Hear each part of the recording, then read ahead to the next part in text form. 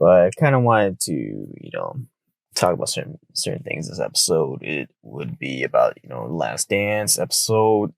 So was it 7 and 8, and some more kind of basketball lore topics. And without further ado, I'll jump into the Last Dance stuff. So, like in episode 7, you see, the relationship between, Michael Jordan, James Jordan, his father, and they're really close. They had like a great relationship, when, Michael wanted to quit, like baseball and stuff like that. His father told him, like, you shouldn't like quit, you should keep on going on, try as hard as you can. He's had a great relationship with his kids. You can tell they were super close. I mean, there in 1991 when he finally won his first championship, there was like a photographer who took a picture with of that scene where Michael Jordan's dad he's hugging him while he's hugging the trophy, and he specifically asked for the photograph. And once that relationship, like that close bond, is established and it gets taken away from him, like, and like all of a sudden, like, he gets, murdered, then it kind of like just, changes a lot of things, like real quick. Like, in a way, Michael wanted to take a break from basketball. He's said it before that he was just really tired, and it's just constant media, requirements, commercials, like all these things that are extracurricular stuff outside of basketball that was draining him. Like basketball was it's just the 5 versus 5. You have your purpose of winning the game where you play, and then they're outside basketball. There's all these things happening. Like it's like Dennis Rodman said in the earlier episodes. It's like basketball. It's not hard. Think about this team. People don't understand. It's just not basketball that we have to deal with on this team. It's not just it's the pressure of the bullshit. I'll play the game for free, but you get paid for the bullshit after. Basketball is simple. It's a simple game, but when you leave this confined zone, it's hard. It's hard. Outside of basketball, it's hard. Like he'll play basketball free. But all the other stuff is fucking just bullshit. And it's really hard, to manage. And like, for Michael Jordan, like there's like, there's a difference between like, LeBron James fame, Steph Curry fame, Kevin Durant fame, and then there's Michael Jordan fame, right? Where, you're constantly, being followed, signing autographs as well. But, just amplify those guys' fame, even higher in that space is Michael Jordan, right? I mean, Michael Jordan, at his peak was like on the popularity levels of Michael Jackson, So, once, Michael Jordan's father, gets murdered, I've always believed that, Michael Jordan wanted to go into baseball, just honor his father. Like he's wanted to just try it out for a bit. And he did. He was on the Chicago the White Sox, it was development team, which is like the Barons or something. It was like something, or is that like from Space Jam? Might be from Space Jam. But he was on that White Sox like development team, and he was just working on his game. Like he's needed a break, and I mean that stint provided him like much needed rest. I mean, 1993. After three-peating, you can see his eyes. Like he was just done, like done for the day. Like if you watch the 1993 like championship DVDs or videotape run of it, you'll see like at the end, like he'll just be on the chair, like, hey, can't just sit here like a little bit. there's no more obligations, and it showed in the Last Dance episode, like of that scene, like, you can't just like sit here for a bit. Like she was just exhausted, right? It's just exhausted. Then he, goes on to play baseball, takes a break from everything. I mean, I don't really remember any further details of they kept on bothering him, like kind of like NBA wise, like just kept on like following him everywhere, paparazzi, media. I think he was kind of like more. I think it got toned down more because he wasn't in the limelight too much because he was just playing like, on like kind of like the development team for baseball. But I mean, the stadium still sold out. Like, you still want to see Michael Jordan, but it just kind of wasn't the same.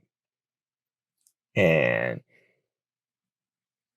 you see that, they show like him like, training for baseball. Then he's like, training like 3 times a day or something.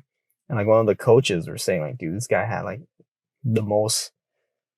he had the best work ethic that he's ever seen. Like 7 a.m. you start hitting bats, 1 o'clock start hitting bats, 6 o'clock at night he'll start hitting bats again. And he was getting up to like a respectable number that, it was possible that he probably would have went to, the actual play for the actual White Sox. That's how good he was trending up to be. So, I mean, it's crazy. This guy hasn't played baseball for like 13 years ever since he was a kid. And then he all of a sudden plays and trains to the point where has the possibility of going to the actual baseball team. I mean, that's just crazy. But then you get like you get another scene, transition to the 94 Bulls where, Scotty was leading the team to like 55 wins. And it shows that scene that play where, Scotty chooses to sit on the bench. I mean, a lot of this is kind of like old news, but the one thing that's really stood out to me was that when they asked Scotty would you do it all over again? Like, if you were to do it all over again, like, would you change anything? And he said, like, he would do the same thing. I'm like, it's pretty interesting. Like, usually when people are asked those kind of questions, they'll say, oh, no, man, I probably would, probably would have been in the game. I probably would, pass to Kukoc. And then, he drains the shot. But, I mean, it was a pretty big gamble on Scotty's part because he wanted to kind of, I guess you could say, kind of elevate his status on the team because he was getting underpaid, as it was established early in the earlier episodes. But he thought it was his time to shine now because everyone was under Michael Jordan's shadow, and he wanted to be the person to fill in the voids. So he had a great season, MVP caliber season. And, it was good. But the one thing that people don't like acknowledge, I feel like, for that 55 win team is that, I mean, you're telling me that, Michael Jordan, the greatest player of all time, only adds 2 wins, like gives you 2 additional wins, and it was just all Scotty. So you're basically making the case that, Scottie Pippen's better than Michael Jordan. I mean, that's what you're basically saying, right? I mean, there's no context of, the 93 season where they won 57 wins. But the thing is, in 1992, they won the championship. Then they go to the summer and then they play on the Dream Team in the Olympics. And then they go back to the 93 season, and then they play more, the new season. I mean, in 1993, they basically coasted, right? They're basically just resting while playing the games. Like, it was just a lot of basketball that they were playing. So, they had to, rest somewhere, right? So they're resting, like, during the 1993 season where they weren't playing as hard as they were used to. And that's what, translates to 57 wins. And then the next year when Michael retires, right? they win 55 wins. The reason why they won 55 wins is not only because, Scottie Pippen's great, season, but all of the Bulls players were playing like super hard. Like they're playing like 110% basically, like a playoff setting. Because they wanted to prove to everyone that, they weren't the Jordanaires, basically. They weren't, Jordan's like supporting, cast, right? Like, because Michael Jordan gets all the credit, and then they're thinking like, oh, what about us, right? I mean, dude, Horace Grant made the All-Star that year, I think. I think B.J. Armstrong made the All-Star that year. So, there's a lot of notions where they're saying that, if, that blown call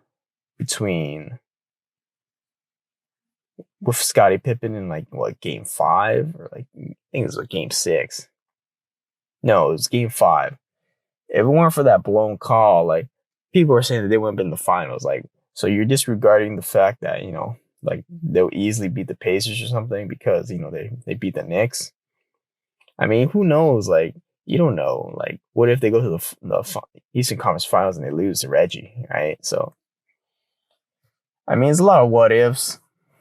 I mean, I can't guarantee them going to the finals, and even if they went to the finals, like, I don't think they beat the Rockets like without Michael Jordan. And then you see like, other scenes of like, Michael Jordan he still appears, in the Bulls Stadium, watching sometimes. I'm just wondering where they find these footages of him, like, at baseball, watching, the Bulls game. So it's interesting. Like, dude, this guy had like cameras on his face like 24/7 or what? I mean, like a lot of these footages, it's pretty cool to see. Like, but at the same time, just think like, dude, like, this kind of sucks to have like, a camera, shoved at your face like 24/7. But, there goes, the baseball strike later on. And, Mike and, BJ Armstrong, get lunch, catch up, and then, trash talk ensues, and, Michael Jordan gets back in the basketball stadium training. And that's when the return came. And what people don't talk about is that the 1995 season where the Bulls were like a 50 win, like a 50% like win team, right? So they were like trending to might not make the playoffs basically.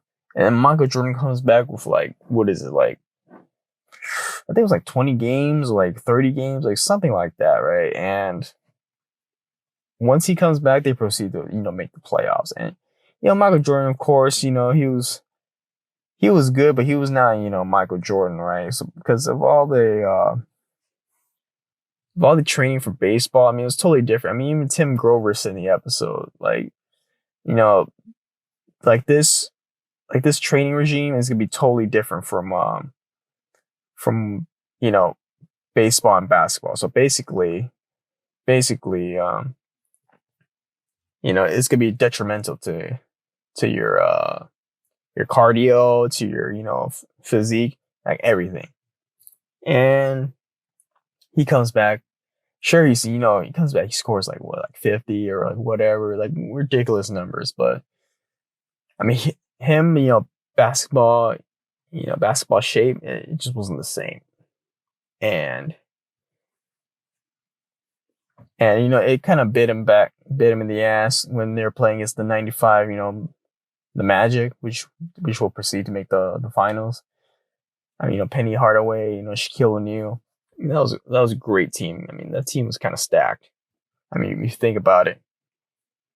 I mean, you got, Penny Hardaway, you got Shaquille O'Neal, 2 superstars. You got Nick Anderson.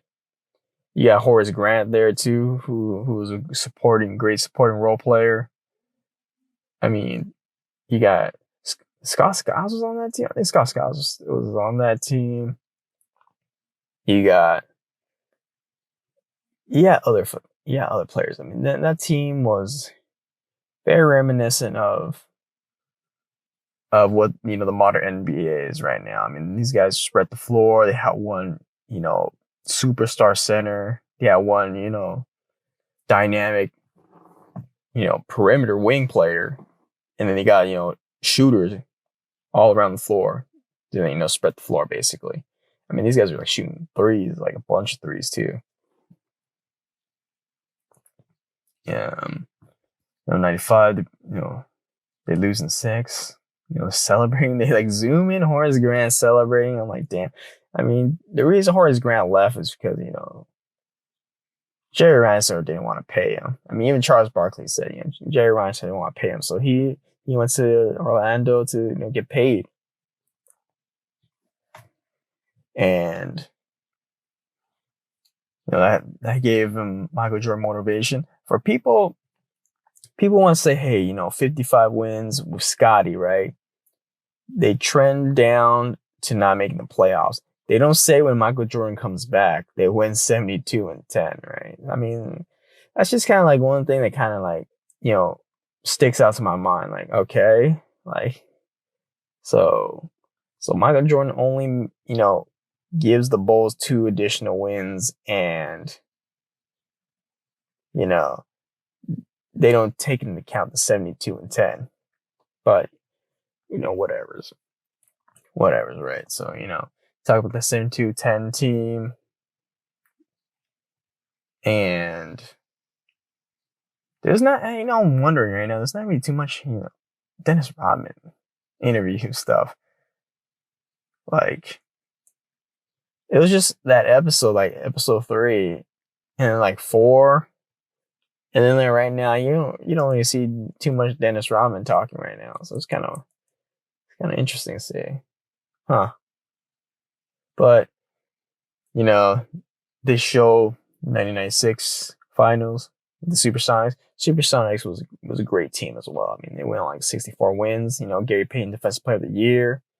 Shawn Kemp. Detlef Schrempf. Hersey Hawkins. I mean, who else they got? They got a bunch more players, right? But the problem with the Supersonics is, George Karl is a coach that he'll get the most out of players in the regular season, but come playoff time, like he usually struggles playoff time. It's like something about him, like I don't know what's up with him, and like maybe coaching lapses or like certain weird issues happen for him. I mean, this dude like loses like when he should be winning, basically, right? I mean, the Supersonics winning like 60 wins in one season, and then they play the Denver Nuggets with Mutombo, and then they lose to them in the first round, like unheard of, right? And then like you think about all his other issues. The Milwaukee Bucks should have beat the Philadelphia 76ers in 2001. I mean, that would have been a better matchup against the Lakers in the finals. But, they couldn't beat Allen Iverson.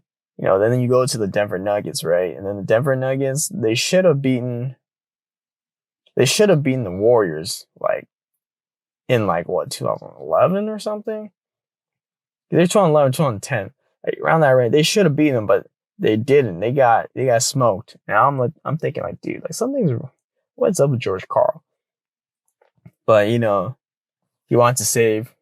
It goes on to the little snippets of the 96 finals, and, it goes Gary, and Gary's saying that, he wished that defensively he would have been on Michael Jordan, like the first part of the series. Like, who knows what will happen.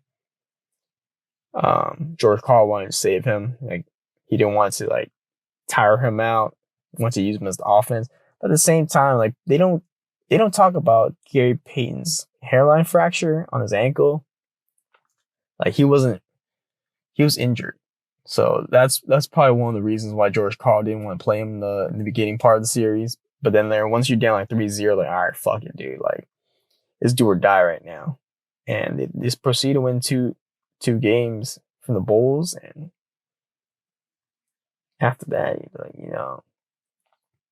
they went on Father's Day. Like, dude, talk about like movie fucking ending. Like, Dude, Michael Jordan has like the most like movie like, career like you would think about. I mean, this dude, everything this guy has had is, trials and tribulations, and then it goes to the climax, and then they win, like the happy ending and everything. I mean, this guy has like a movie career stuff.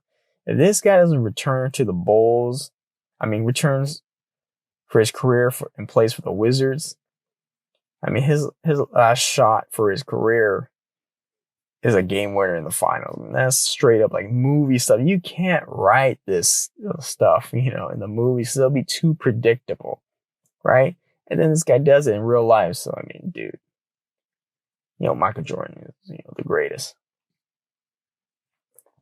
I mean, there's a new meme on the horizon too. Michael Jordan just looking at his iPad. Something about Michael Jordan giving him the iPad, and he like gives all these like reactions. It's just ridiculous. But it's still some good stuff.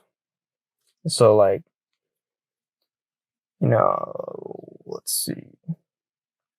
Did they talk about the 97 finals?